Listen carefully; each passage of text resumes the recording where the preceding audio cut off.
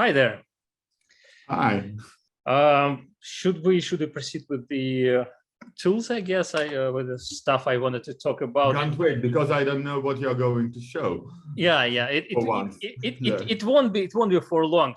It's just something I wanted to share with you because it sort of shows how the development process of iBookBinding's tools goes, and the constant process of improving the designs, which is, I think, quite important. So last time we discussed your new corner clamps, which was exciting. I forgot to send you. I made a few suggestions of what you could make with them. I really like the mathematical nature of it all, because if you have so many different angles to play with, I spent a whole evening drawing various designs, and it's a holiday season.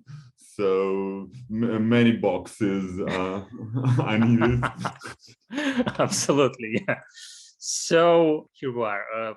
Sorry for the truncated image. In the beginning, I will show a short video that I received from one of iBookBinding customers, and then I'll be able to talk a bit more about the process. So this is our classic punching cradle, which is used for punching holes in the sections, so that all the sections will be sewn accurately with the row of stitching in a single place. And this customer of ours told me that she had to punch a lot of sections over the short period of time, and maybe with a bit too much force, I guess, or something. So she was able to punch through the cradle, and I will probably show it here as well. So there is the distance from the bottom of the cradle, bottom part, this groove of the cradle to the bottom isn't really high. And the thing is that. So sorry, and what's the idea behind the groove? Why do you need that? So if there is no groove, when you use your awl to punch through a section, it will just go. It will reach the bottom, and where is solid plastic or a layer of plastic, and it will punch through or start damaging it. So obviously, it seems to help a lot of buyers, because this is really the first time I received a complaint like that. But I decided to take action and make the design a bit better. And it happened also not only because the distance is not very long between the bottom of the groove and the bottom of the cradle, but also because the tool inside is almost empty.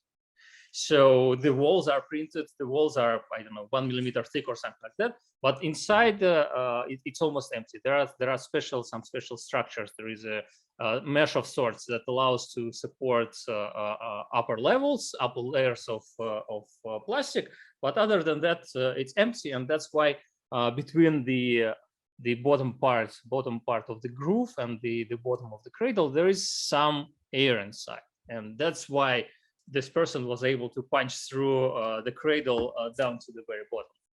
So the idea is pretty obvious, I guess. I just added some additional layers inside, so the area, the volume under the groove is now solid, and it will be much harder to punch through it. I guess you will have to drill through it, and because of the direction of printing and the orientation of the tool, it shouldn't split horizontally or vertically or in any way. So hopefully this update will help to avoid this mess that happened with at least a single tool, and in the future. That's how it works now, and these are two versions of the tool. You wouldn't really see any difference from the outside. They're just looking the same. All the changes are on the inside, and that's it. That's really interesting. Could you talk a bit about how long it takes for you to redesign a tool and what it involves? Well, it depends, because sometimes I receive requests to design, for example, specialized guides for these tools, and with some special distances. And for example, currently the smallest distance between the holes is 5 millimeters or quarter of an inch, which is pretty close to 5 millimeters. And I can't really go smaller because then the walls between the holes wouldn't be strong enough, and the whole structure will be compromised. I can make the holes smaller, but then there will be issues with all sizes and all that stuff.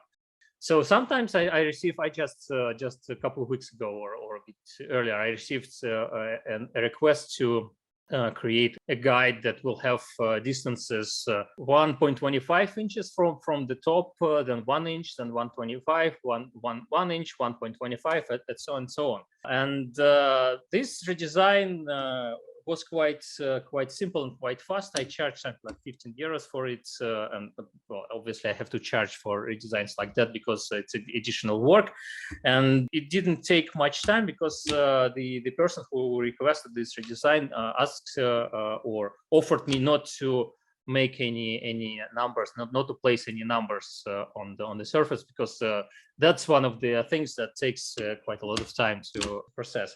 But things like this update I talked about a bit earlier with the Cradle, it didn't really take much. It's just, I don't know, a couple of minutes per each size, but there are like 6 sizes and 4 types of the tool at the moment. So you need to make modifications in 30-40 files in total. So 5 minutes each, but when you multiply it, it becomes a tedious job. So I usually update them one by one when an order comes for a new tool of select size and version. I'll update it, and I will just proceed printing the new version from that moment. So it really depends on the type of work and design work needed to be done. That's it for these updates.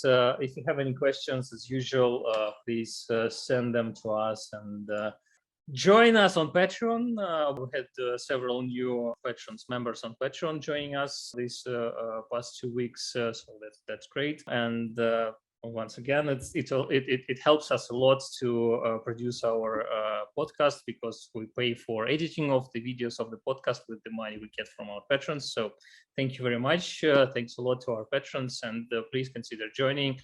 Pledges start with only $1 or €1 per month, so hopefully it's not very much, but every pledge helps us quite a lot. So that's it.